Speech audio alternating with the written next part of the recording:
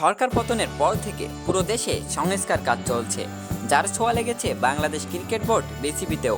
অনেক পরিচালক ইতিমধ্যে পদত্যাগ করেছেন, যাদের মধ্যে সবচেয়ে বড় নাম দীর্ঘদিন ধরে বাংলাদেশ ক্রিকেট বোর্ডের দায়িত্বে থাকা নাজমুল হোসেন পাপন, যিনি স্বেচ্ছায় পদত্যাগ করতে রাজি হয়েছেন। তবে এখন প্রশ্ন হলো, পাপনের বিদায়ে কে আসবে সভাপতির দায়িত্বে, যেখানে উঠে আসছে অনেকের নাম।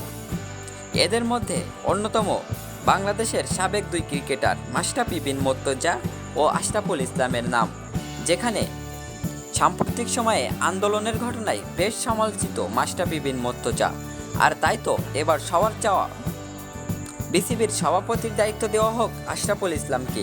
এ নিয়ে আশরাফুলকে প্রশ্ন করা হলে তিনি বলেন, হ্যাঁ অবশ্যই, দায়িত্বশীল জায়গা থেকে আমাকে ডাকা হলে আমি এত বড় দায়িত্ব নিতে রাজি।